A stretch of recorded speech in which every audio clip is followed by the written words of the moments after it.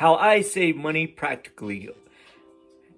Hi, I'm the Frugal Cyborg MR3. In this part of the channel, we talk about frugal living, saving money, and budgeting. So if you like this video, give it a thumbs up, subscribe, hit the notification bell so you never miss a video. Okay, ways I save money practically. Okay, when I go shopping, usually some of these are going to be obvious because, it's practical.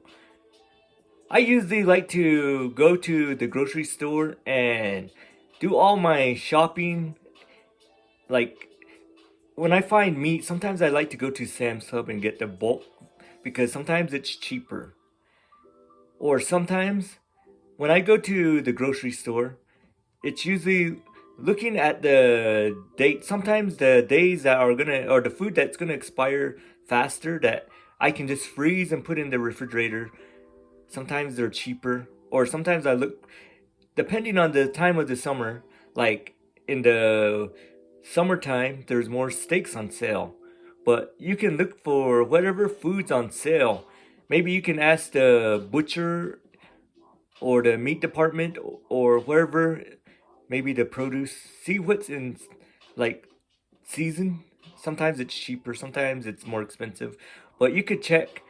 Like a 30-minute grocery trip can mean an hour for me because I'm trying to look at the what's on sale. Looking at the person I go with usually has to look at tags and see what's the best price where I can get the best buck for my dollar, or the, you know what I mean. But another thing I do is I usually like to do all my shopping on one day instead of constantly going out. I heard some people go out every day, like just to pick up something. They miss something and they have to go back to the store the next day. There was a person I was watching on YouTube that did that like 5 days a week. But that's a lot on your gas. Another thing I like to do is like eat before I go shopping. And usually these are like at KFC or McDonald's, somewhere cheap, or even like burgers. I like quality burgers. Usually it's like Carl's Jr. Why do I mention all this? Because you don't want to go grocery shopping on an empty stomach, because usually most people will pick out extra foods that they weren't planning. Maybe that wasn't on the list. Then you get home and wonder why you got that. Maybe it looked good in the grocery store, but when you get home, it might be something you would have never bought. But, okay. Another thing I do when I get home, or usually when I get back to a place, is I use my Fetch Rewards. What this is it's a way you can rack up points and you can get gift cards for them later, like at Starbucks, Target, or Amazon. All you do is snap your receipt and you start building up points. If you know anyone that has referral points, sometimes they give you a referral code, and I gave mine to my brother, and he uses it a lot, and he racked up like $1,900 in points, I think, in like the first few days. But you could use these at grocery stores, restaurants, gas stations, pretty much everywhere. You just have to take a point, or snap that receipt and start racking up points. That way you can buy stuff later when you get enough credit for those. Some people will buy Starbucks because some people, that helps them save money. Then when you get your stuff from Starbucks, then you can snap the receipt again. Or if you buy something on Amazon and you're using your Amazon gift card, then you can snap the receipt again, and it just this keeps helping you. Another thing I do is I use my debit card. Well, everyone knows that I do use the extra card. I use that, and with the plan I'm on, it automatically puts the points. It helps me build points so I can buy stuff. But if I'm racking up points on my extra card and my fetch and I can use those points later, then I'm saving extra money. No pun intended with the extra card. But another thing I like to do is, well, I don't do it, but it's automatically. But I have a savings account that's linked to my checking account, and every time I swipe and use my card, then there's $1 every day that gets that goes into my savings account. Or if I'm buying something like one day, there's $1 that goes into my account. So if I'm buying something over a period of time, then that's a lot of savings. You think about it.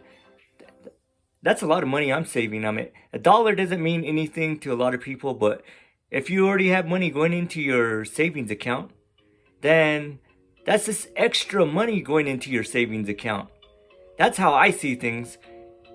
Little things add up here and there.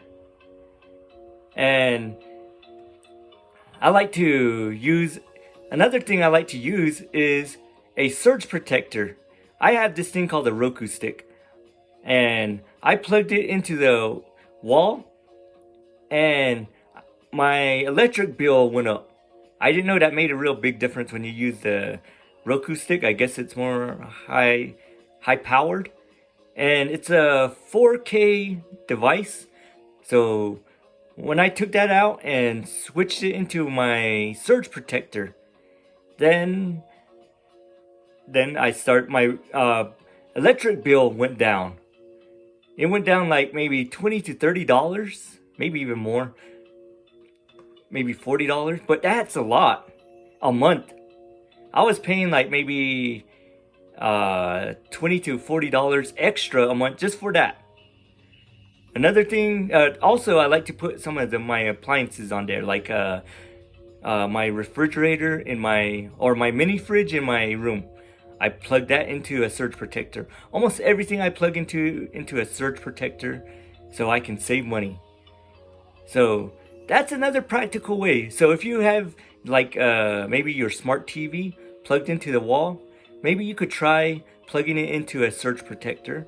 Or if you have one of those Amazon Fire Sticks or Roku streaming sticks, you can plug it into the surge protector instead of the wall, and maybe your price will come down.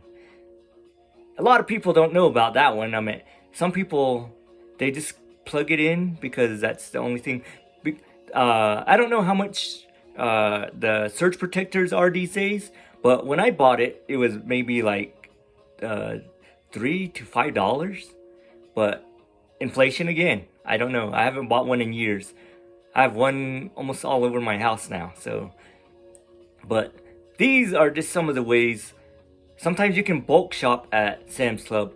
I buy my laundry detergent at Sam's Club. It was like, I think it was like $12, and it's one of those real big ones. And that's lasted me a while. And I buy my shampoo and conditioner over there as well. And that's gonna last me a long time. So these are just some of the things I do that are practical. You can just do and start saving money. For me, the practical things I like. Some people will tell you to turn off your lights every time you go out. Where I live, it doesn't really matter if you leave it on all the time. And especially, I use LED light bulbs. It really helps. I think it saves like maybe $5 to $10. But over a period of time, like, it adds up. Plus, like I said, the Roku stick is what boosts my bill up. So everything I'm doing is helping. And so these are just some of the ways I came up with that are practical in helping me save money. And if you want, you can try some of these, or you don't have to try any of these. But this is what I do to help me save money when I go shopping or just when I'm home. So if this video was helpful, give this video a thumbs up. And if you want, you can list ways that are practical and that help you save money. I'm MR3. This is The Narrative. Everybody, stay frugal, my friends.